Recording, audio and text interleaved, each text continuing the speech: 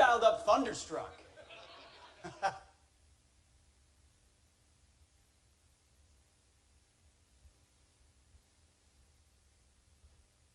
Have become SOP. Warriors in the profession of arms. Others chose to be doctors and lawyers and other honorable professions. You chose to be leaders. Leaders of men, leaders of our best men and women. It's an honor to stand today among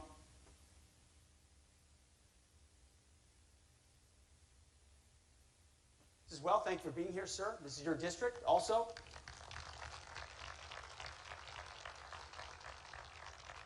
And just amongst senior leaders, so many accomplished warriors, so many people who have given so much to this great nation.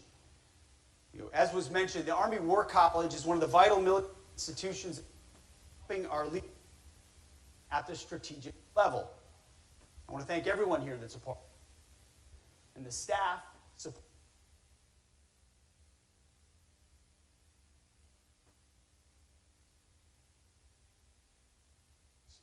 Carlisle without all of you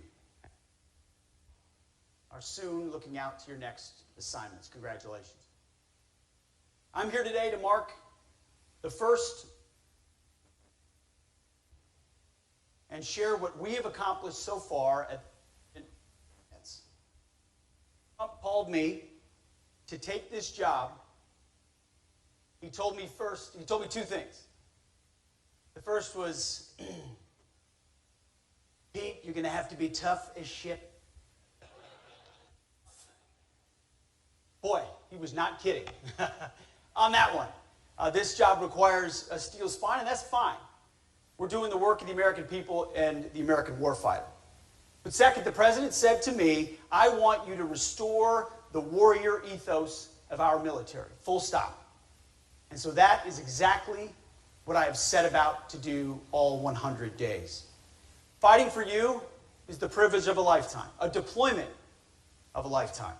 And from day one, and each 100 of those days, our overriding objectives have been clear. Restoring the warrior ethos, rebuilding our military, and reestablishing deterrence. Restoring the warrior ethos is the most fundamental of those three. Everything starts and ends with warriors in training and on the battlefield. We are leaving wokeness and weakness behind and refocusing on lethality, meritocracy, accountability, standards, and readiness. One of the early actions we did was to commission a review of military standards, training standards, physical standards, gender-neutral standards for combat roles. To be the world's most lethal and effective fighting force, you have to set and maintain high standards for our men and women in uniform. High, equal, and unwavering. To be lethal, you have to trust that the warrior alongside you in battle, or the troops fighting in the unit that many of you will lead, are capable, truly physically capable of doing what is necessary under fire. They need to be fit, not fat. Sharp, not shabby. Especially our leaders. And that's why we're reviewing how the department has maintained standards in the past 4 years, and whether those standards have dropped, formally or informally. We're also welcoming back former service members who were wrongly forced to leave the military. More than 8,700 service members were involuntarily separated for not taking an experimental COVID-19 vaccine. Others were more informally pushed out or decided to get out. We are welcoming actively back those warriors of conscience. We've sent letters out. We're seeking them out. We want them back. They never should have been forced to come back quickly. Personnel and Readiness Department is working in real time to make that process more and more efficient, more and more direct every single day. And as we welcome those warriors back, we've said goodbye to the harmful effects, culture, and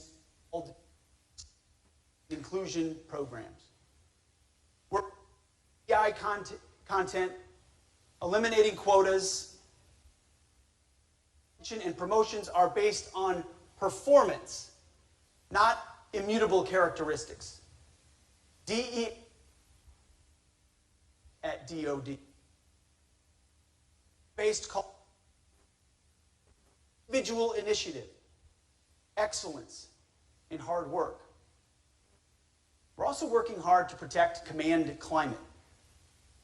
We're going to be reviewing IG and EO processes that too often are weaponized against commanders in formations. I can't tell you how many men and women I hear from about to take battalion or brigade leadership or wing leadership, you name it, who feel like they're walking eggshells because were put in place that undermine a commander's ability to lead. We are reviewing that all.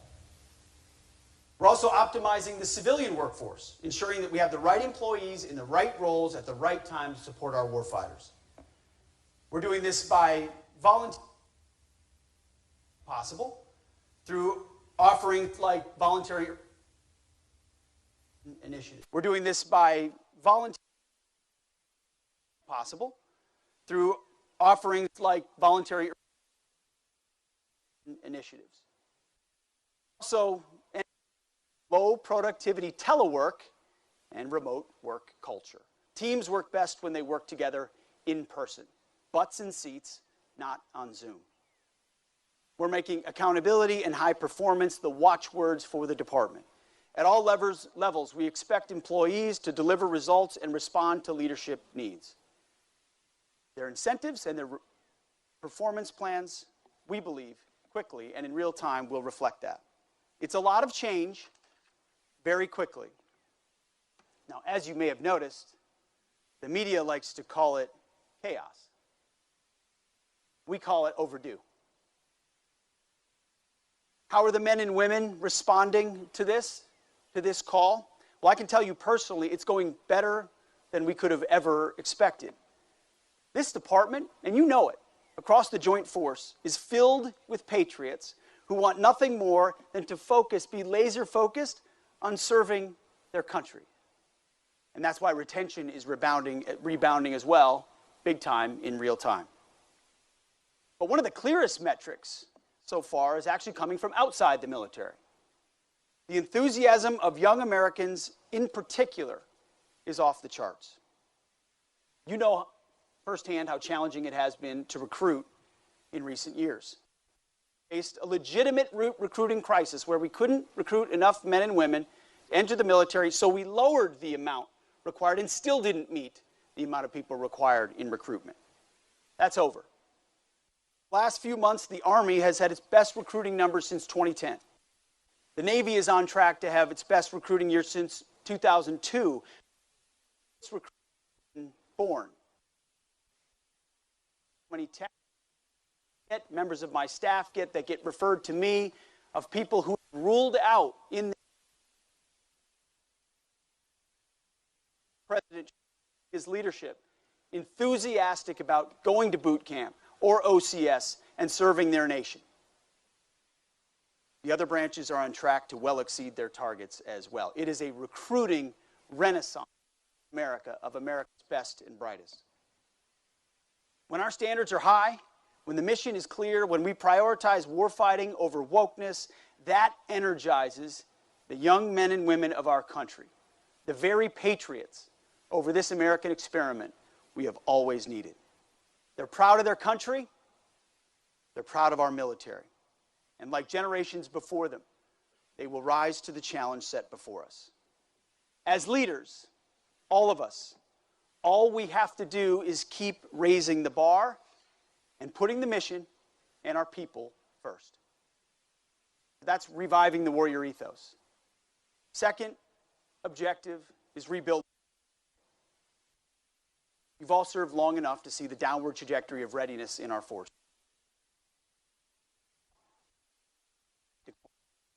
And that well underway just 100 days in. He has declared and delivered on building our military.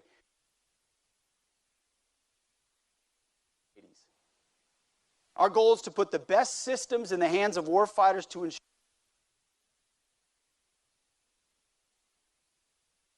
minimum lethality. You should never be in a fair fight. That's our job. First, we are rapidly moving on one of President's promises, which is a golden dome for wide to protect Americans from the threat of hypersonic and conventional here in our homeland. Another incredibly exciting program is the newly announced and further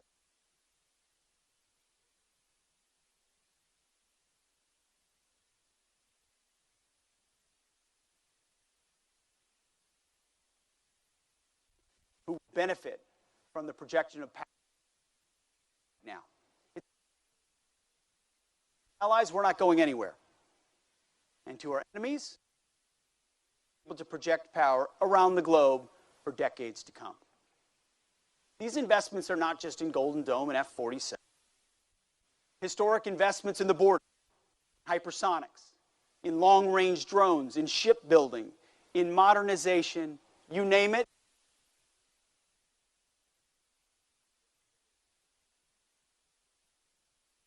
Any time while our citizens will be protected from the worst that our enemies could possibly throw at us, defending the homeland.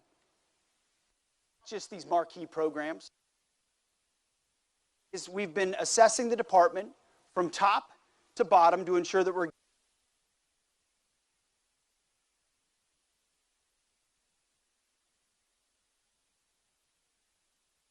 sounds wonky, but it's very important. Enforcing the software acquisition pathway as our preferred model. We have and when we need it. And just this week, we major President Trump outlined in his executive order on defense acquisition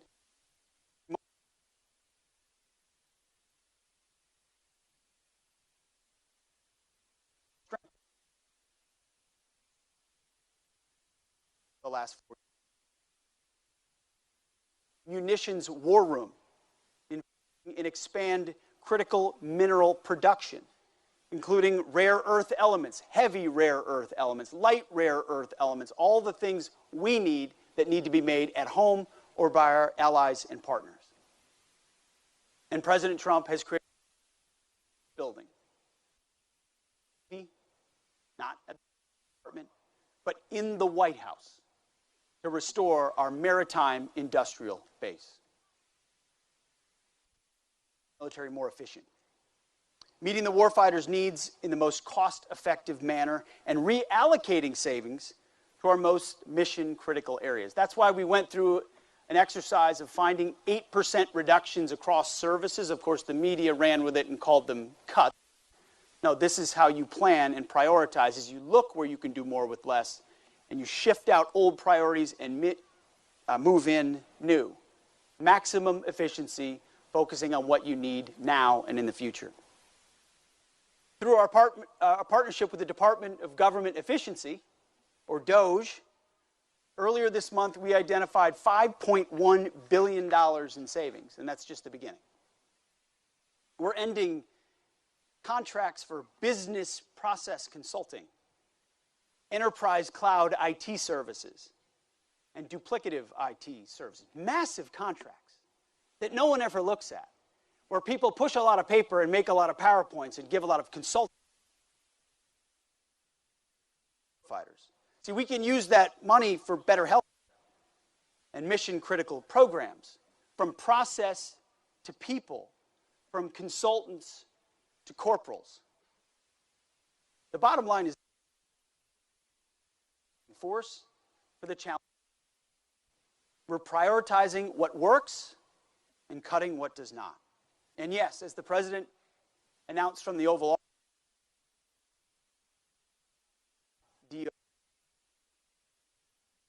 What's the reason that the previous administration left?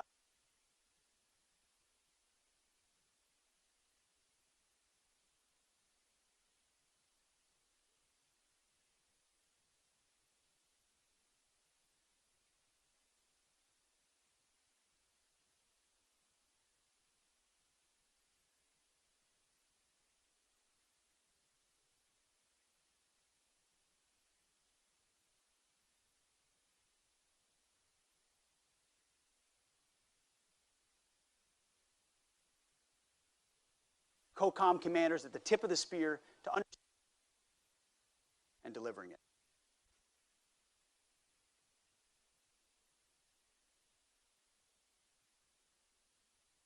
Have the most advanced weapons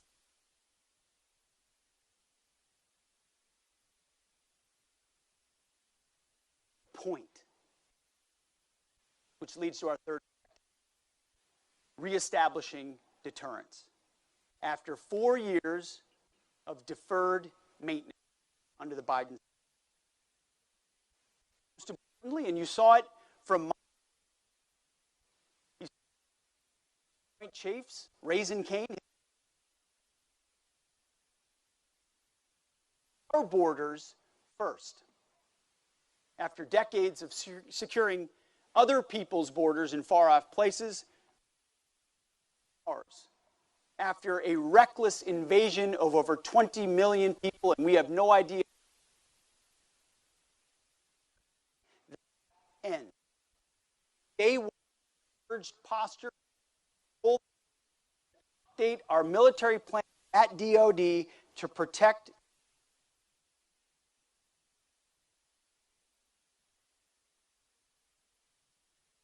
cartels, drugs, violence, death. Under the Trump administration, it ends. Under this Defense Department, we get 100% operational control of our. We started one, we'll continue through.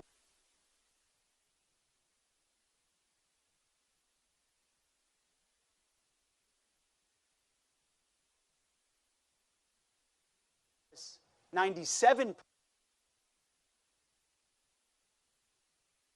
border crossings compared to the same period in 2024. Monthly encounters dropped from 250,000 encounters, most of which are false asylum claims. You also have the known gotaways and the unknown gotaways, so it's much higher than 250,000. You don't know where most of these people are coming from. Now to the trickle of a few thousands, most of which we're interdicting and engaging because of our force posture on the border in real time. It starts with people, it moves to infrastructure and surveillance. And our American troops, you should see their morale on the border. It's incredible when you're defending your own homeland with robust and sufficient assets, and you are able to interdict, changes the whole game. We just designated a trial area for a new national defense area, where our troops now, instead of just looking at the border with binoculars and wondering who that person is and hoping CBP interdicts them, can now temporarily take action to temporarily detain those folks and hand them over to CBP because of that authorized zone. It's a sea change from the open season that was the previous administration. But not just here at home. In 3 of the most strategically important regions in the world, we are increasing allied burden sharing while we increase deterrence. America first doesn't mean America alone. It means we expect our allies to step up, to be true force multipliers for freedom. This approach ensures we achieve peace through strength. First, in Europe, our allies are finally, thanks to President Trump in the first administration, and again in these first 100 days, following America's call for European leadership and ownership of continental security. We've transferred U.S. leadership of the Ukraine Defense Contact Group to the UK and to Germany. We've obtained commitments from Poland, one of many model allies, the Baltics, to spend 5% of their GDP on defense. We've made the same call to other allies. 2% is not enough considering the threats you face. 3%, 4%, 5%. Progress with major European powers who are setting initial targets, even to one I spoke to just this morning, to increase their defense spending. The time of the United States, here in Pennsylvania, here in our country, being the sole guarantor of European security has passed. It's long overdue. Europe has to step up military and lead. NATO.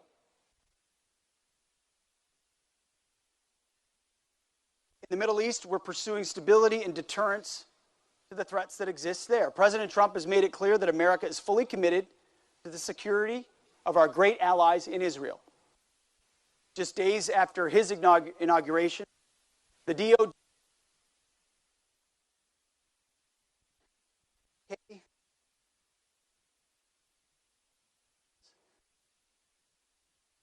blocked the Defense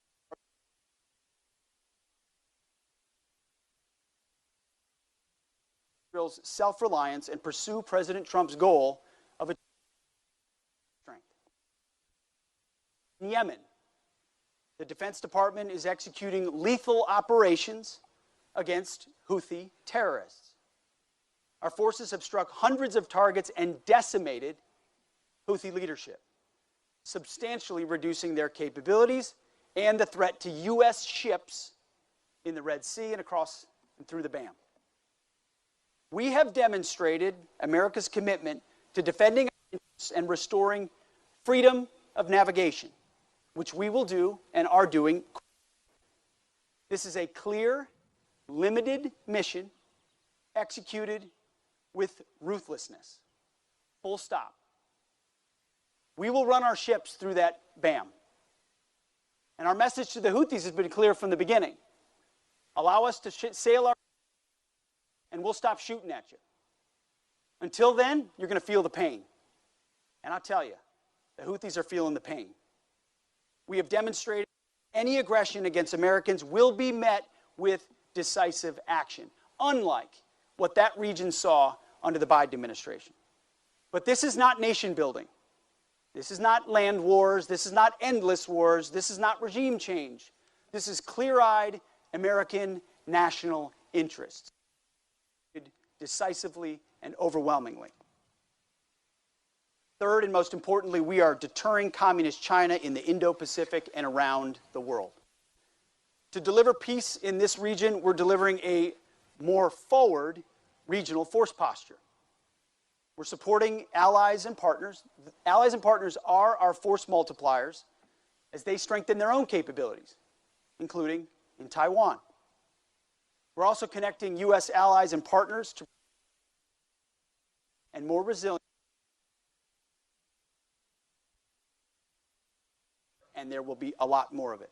In fact, in March, I took my first trip to the Indo-Pacific as secretary. The first trip to Guam in 20 years from a defense secretary. I traveled to the Philippines to meet with President Marcos and his Secretary of National Defense.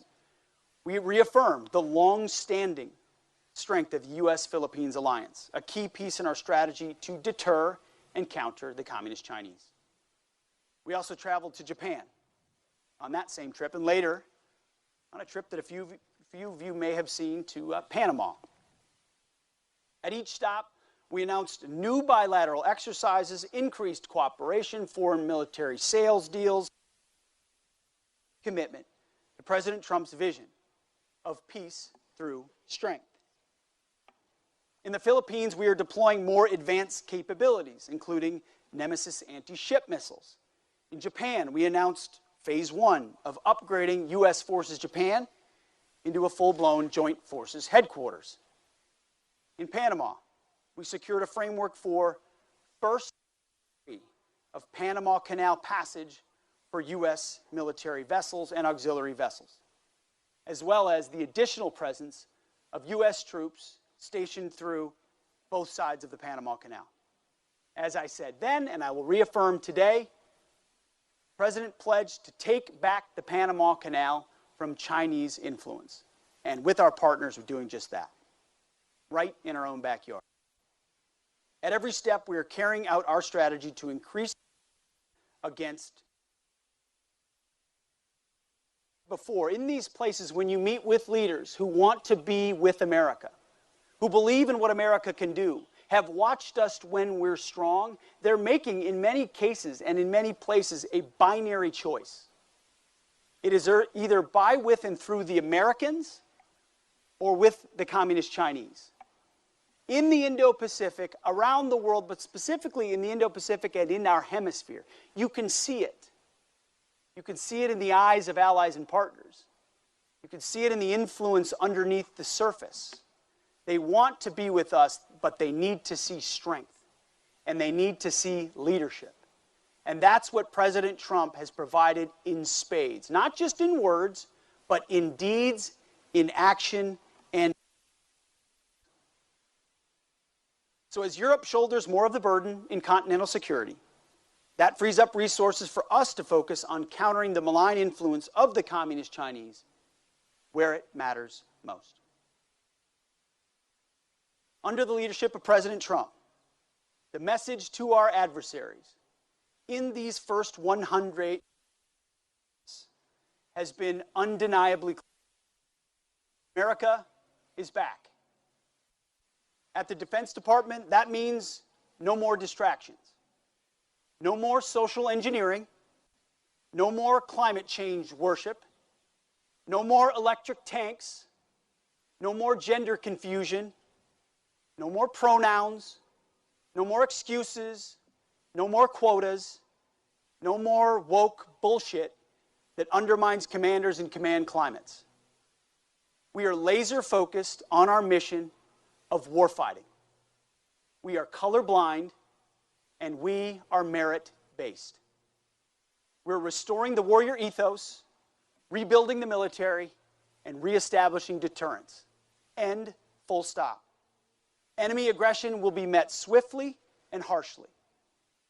We're beginning a new golden age of America and a golden age of national defense.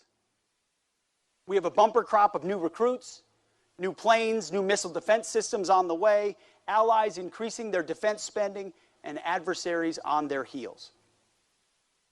Today, on this beautiful day, we have a brand new class, soon to be, Army War College students about to graduate. You, all of you, are the future of our military.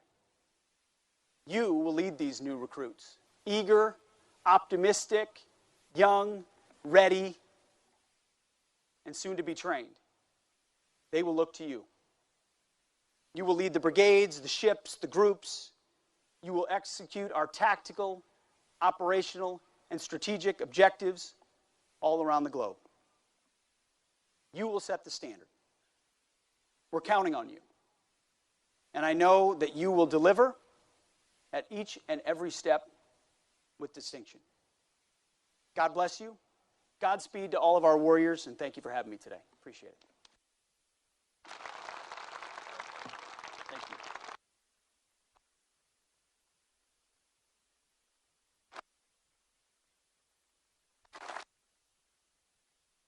Secretary Hegseth, this morning for community and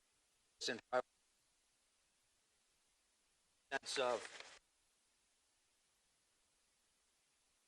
35 years of service to our nation, that at the heart of the warrior ethos are disciplined, fit, and confident soldiers. We've been investing for most of this past year in the intellectual fitness of the leaders that are on the field here with you today, but we're gonna take a step away from that for the next several days and engage on the fields of friendly strife and demonstrate some physical fitness. There's still, I've been told, some open spots on our teams here. What Softball, teams? soccer, functional fitness, running, pickleball, shooter's choice, sir. But I got a good lefty swing. I'll maybe join the softball team. well, then you'll be in uniform with this, sir. We want to present that to you, and thank you for your time. Well, I appreciate it. Very good. Thank you very much. Thanks, sir. Appreciate you, sir. Thank you. Thank you all. Appreciate it.